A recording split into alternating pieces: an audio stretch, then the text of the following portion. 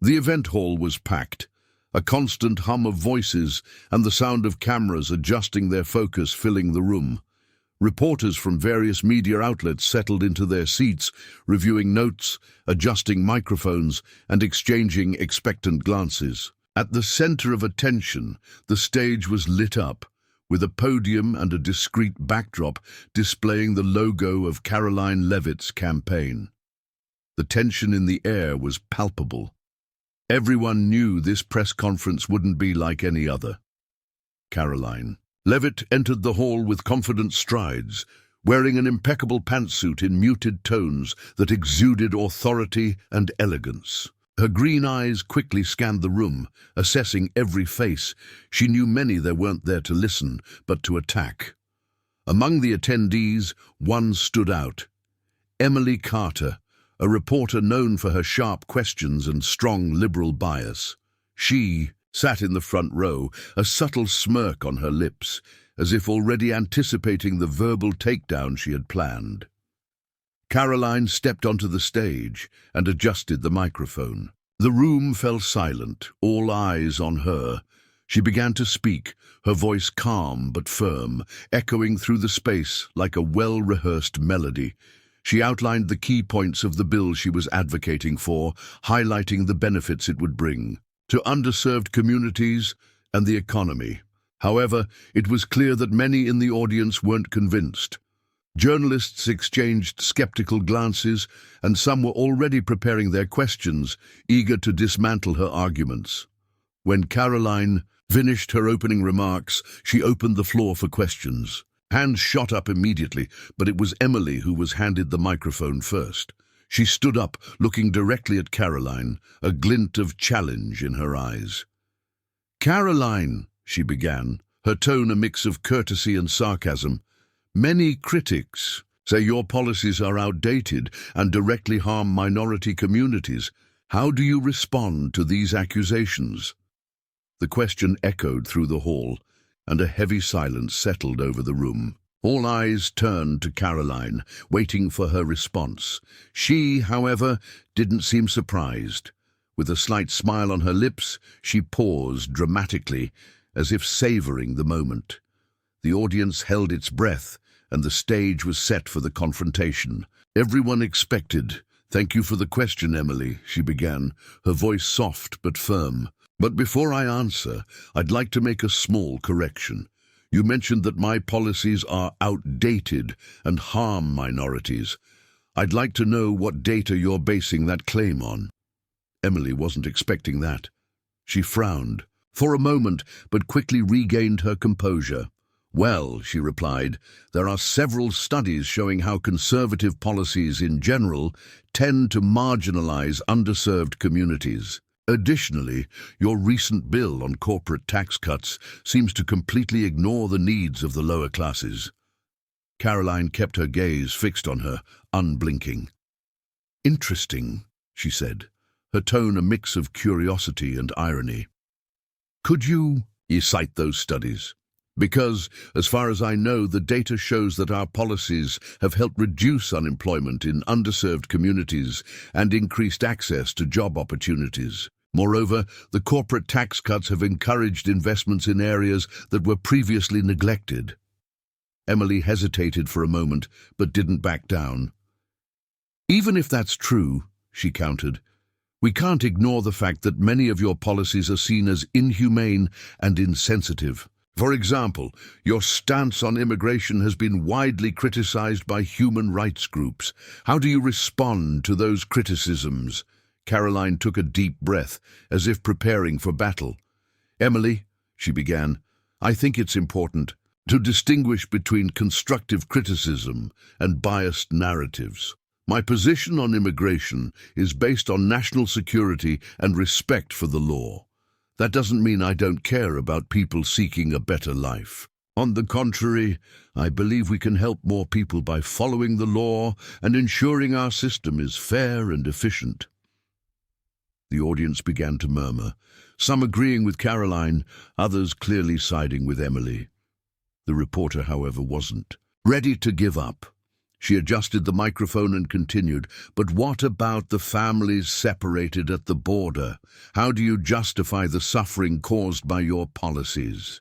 Karoline looked directly at her, her green eyes blazing with a mix of determination and disdain. "Emily," she said, her voice now firmer, "you're using an emotional narrative to distort reality. Family separation is a tragic consequence of a system that needs reform, but it's not the goal of our policies, and yet you seem more interested in creating sensational headlines than in seeking real solutions." The room fell silent again, the tension in the air almost palpable. Emily looked visibly uncomfortable, but still tried to maintain her composure. She opened her mouth to respond, but Karoline didn't give her the chance.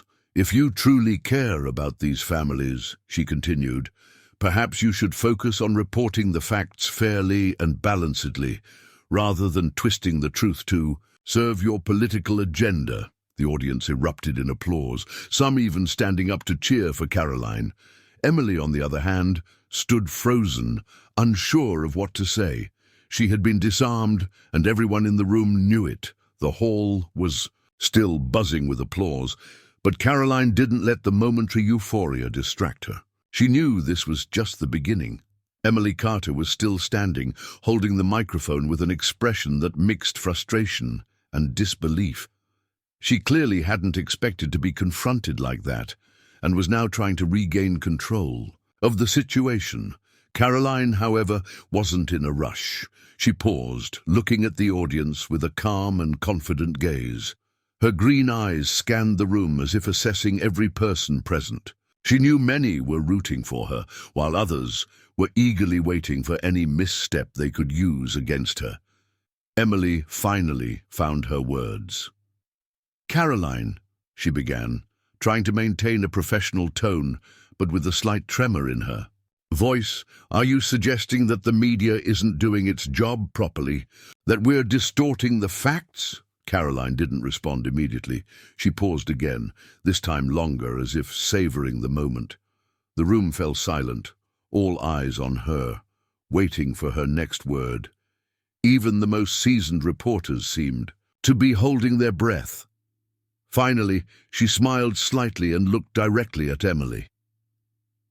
"Emily," she began, her voice soft but loaded with meaning, "I'm not suggesting anything. I'm stating it.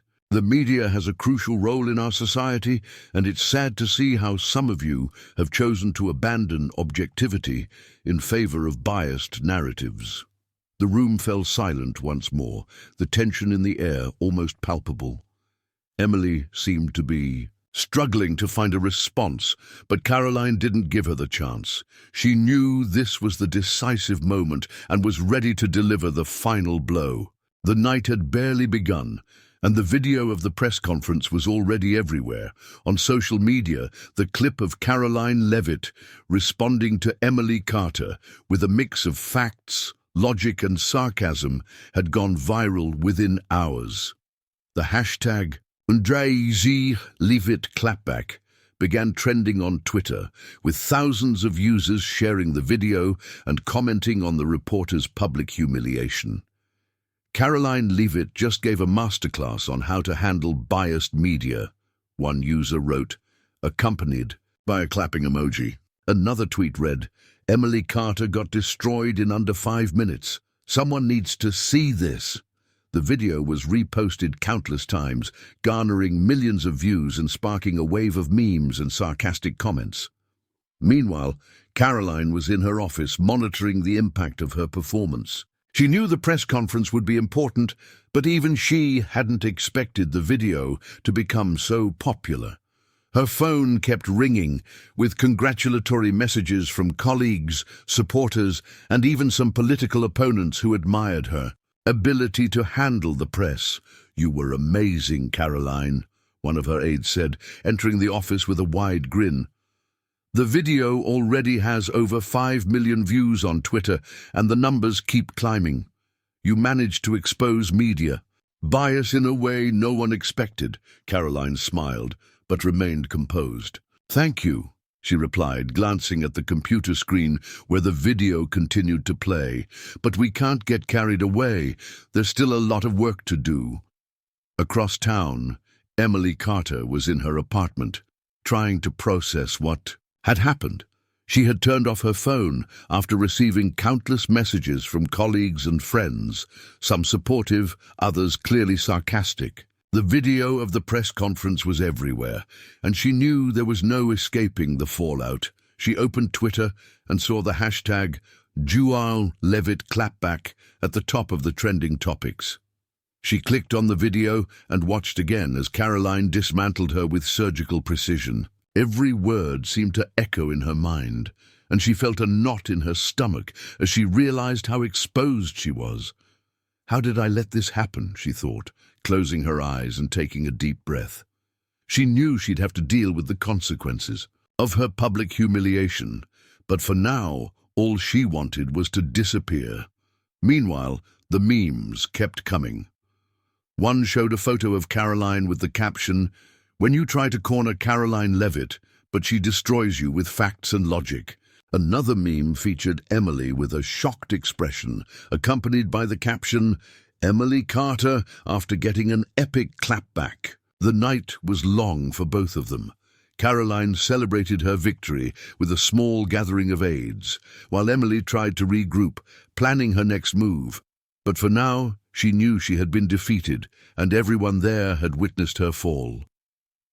What did you think of Karoline Leavitt's epic clapback?